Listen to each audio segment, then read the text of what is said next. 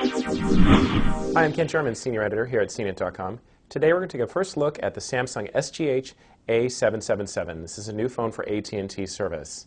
I like to call this phone one of the members of the Boeing series in the sense that Samsung has an A707, 717, 727, 737, so a little geeky I know, but I like to name it that.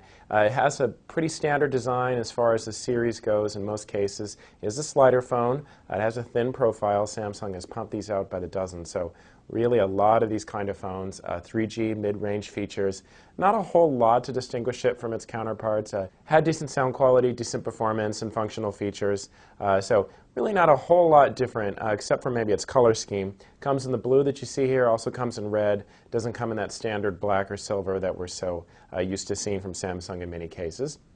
Here on the front is the main display. It is pretty bright and colorful, shows graphics pretty well. Found it a little small for the phone size, thought it could be just a tiny bit bigger, but overall menus are easy to use, easy to navigate, and you can change the text size, so it should be fine for most people. One thing we didn't like is the navigation array. There are some navigation controls here, of course. There is a toggle with a central OK button, a couple of soft keys.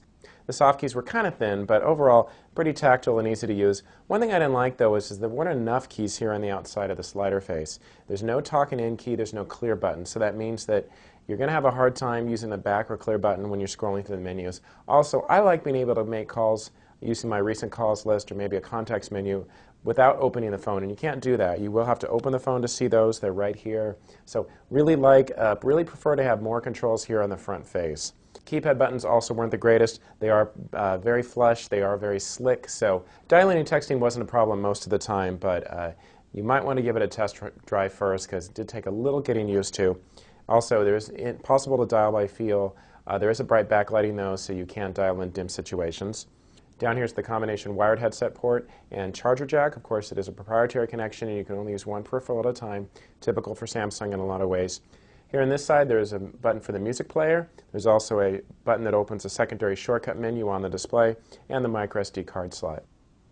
Here in the back, there is the camera lens and the self-portrait mirror. It is in the back of the slider, so you will need to have the phone open to take a photo. It's in a decent location, though. I didn't have any problems with trying to put my finger there. Also, there is a little bit of a pattern back here. Just adds a little sparkle to the phone. There is no flash. Typically, we like flash, especially on a megapixel camera phone, so you will have to have enough light to take any kind of photo. It's a 3G phone, so you will find cellular video, you will find AT&T mobile music, so you can download music through a series of partners, you can get the streaming video on the phone.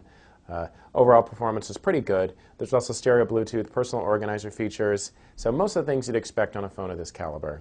But like I said before, just not a lot to distinguish it from its counterparts. I'm Ken Sherman, and this is the Samsung SGH A777.